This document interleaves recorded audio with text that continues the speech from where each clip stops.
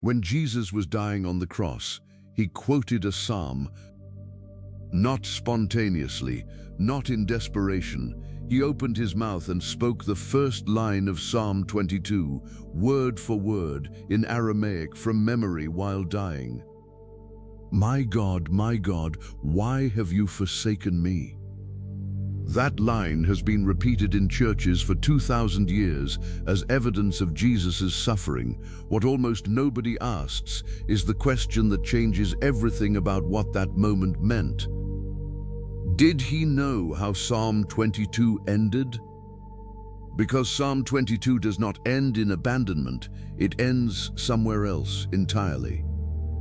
And if Jesus knew that, then what he was doing on the cross was something far more deliberate than most people have been taught. Here is what we are going to cover in the next 15 minutes. We are going to read Psalm 22 the way it was written, as a complete literary and theological unit, not just its famous opening line. We are going to unpack one Hebrew word, Azab, that tells us exactly what kind of abandonment this psalm is describing and why that distinction matters enormously. We are going to place this psalm next to Psalm 88, the psalm we covered last week, and ask the only question that makes sense: why does this one turn when that one doesn't?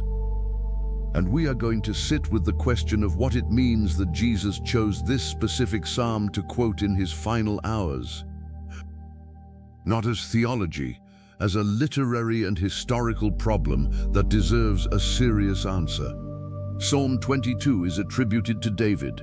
The superscription reads, "To the choirmaster, according to the doe of the dawn, a psalm of David." The phrase "doe of the dawn" is a musical direction, likely a melody or performance style, ancient, untranslatable now in any meaningful way. What matters is that this psalm had a performance context. It was sung in public, in the presence of a community. The historical crisis behind it is not specified. David wrote dozens of laments, pursued by Saul, betrayed by his son Absalom, surrounded by enemies. Biblical scholars debate which specific crisis Psalm 22 responds to. But here is the thing that derails every straightforward reading of this psalm's history. The details in verses 14 through 18 do not fit any known episode in David's life. "I am poured out like water, all my bones are out of joint. My heart is like wax, it is melted within my breast. My strength is dried up like a potsherd. You lay me in the dust of death. A company of evildoers encircles me. They have pierced my hands and feet." Pierced hands and feet, bones out of joint, strength dried up. These details do not describe anything in David's biographical record. They describe, with disturbing precision, crucifixion, a method of execution that did not exist in David's time. This is why Psalm 22 is classified as Messianic, a psalm whose full meaning points beyond its original author to a figure who would come later. Jewish scholars debated this for centuries before Jesus. The early church saw it as evidence of prophecy. The question of what Psalm 22 actually is, David's personal lament, prophetic text, or both, is still not fully resolved, and that unresolved tension is exactly where the psalm's power lives. The psalm opens with the most famous cry of abandonment in the entire Hebrew Bible. My God, why have you forsaken me? Why are you so far from saving me, so far from my cries of anguish?"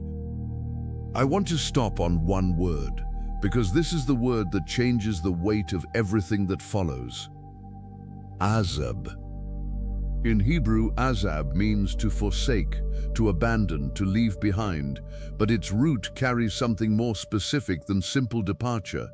Azab implies a relationship that existed and was then broken, not a stranger walking away, a covenant partner turning their back.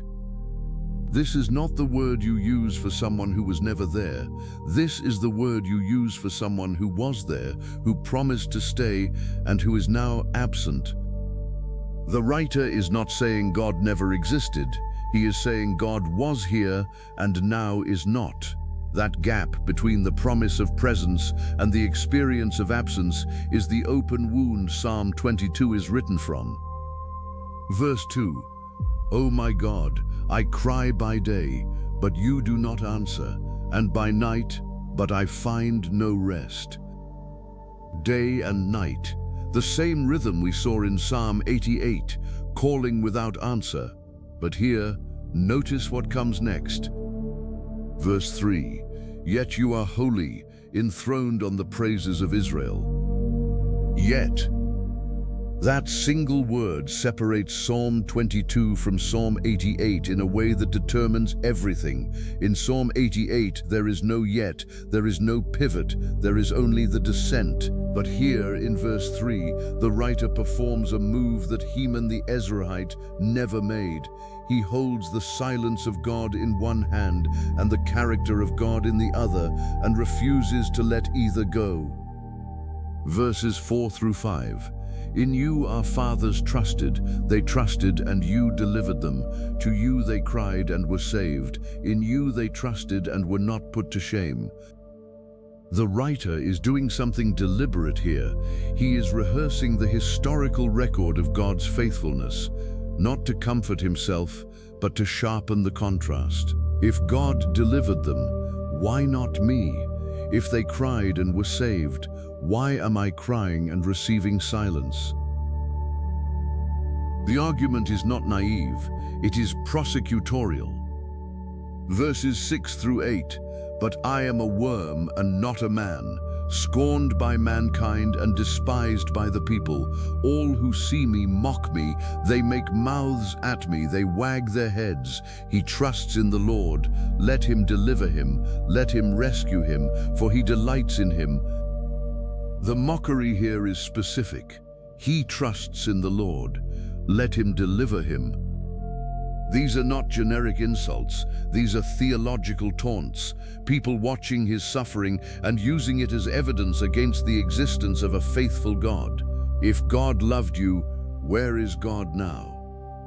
Read those words again and consider that Matthew's Gospel records almost identical taunts from the crowd at the crucifixion. He trusts in God, let God deliver him now if he desires him.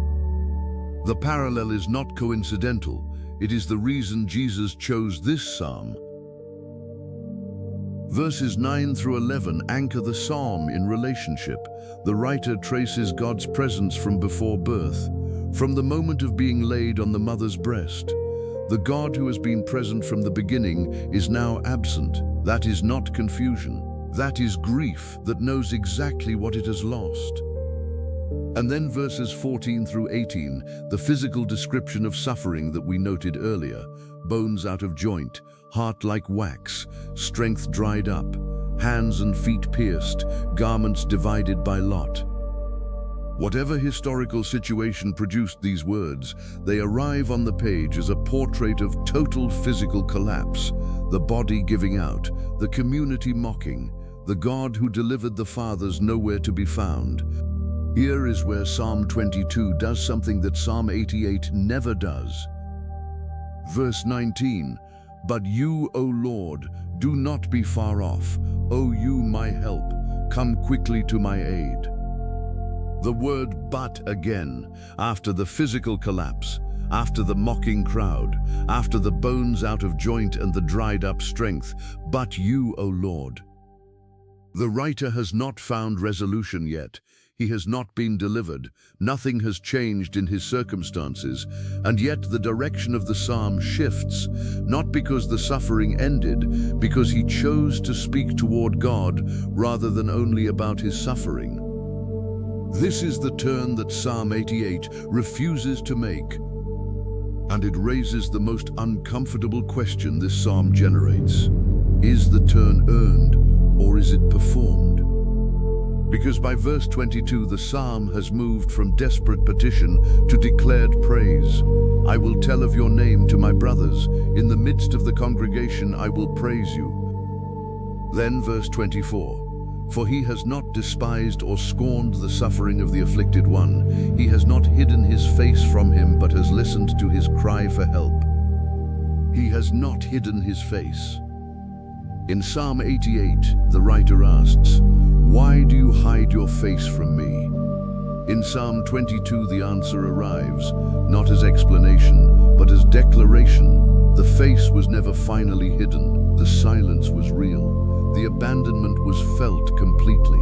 And yet, at the far end of it, the writer declares that God heard.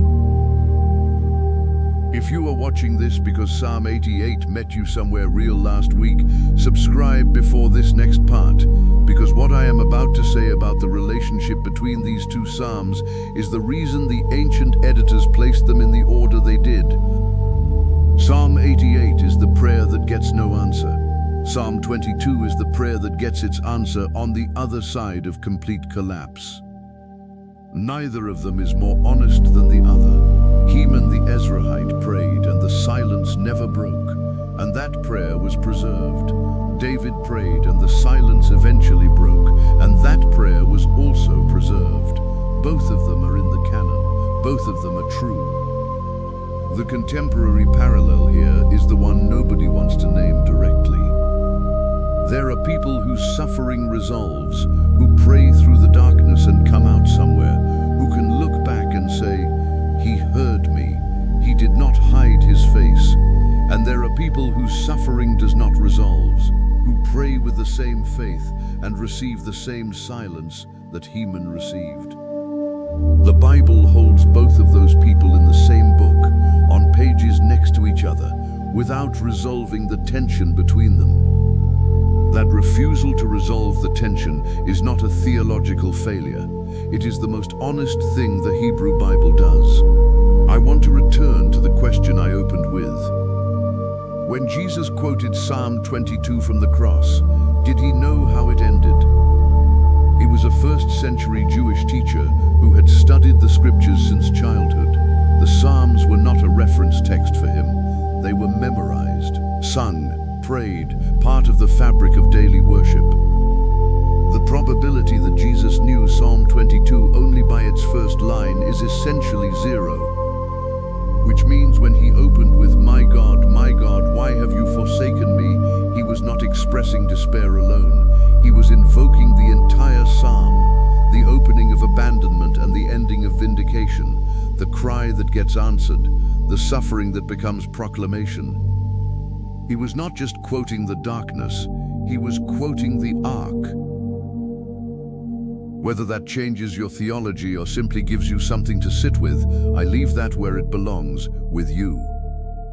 Verse 27 closes Psalm 22 with this: "All the ends of the earth shall remember and turn to the Lord, and all the families of the nations shall worship before you." A man in complete physical collapse, mocked, abandoned, bones out of joint, ends his prayer with the whole earth turning toward God. That is either the most audacious act of faith in the Psalter or the most deliberate literary construction in the ancient world. Possibly both. Next week we go to Psalm 23, the most famous psalm ever written, the one everyone thinks they know. And the question we are going to ask is this: why does the shepherd lead his sheep through the valley of the shadow of death and not around it? That question has an answer, and the answer changes what Psalm 23 is actually saying. Forgotten Canon, every Tuesday and Friday. The texts they didn't teach you.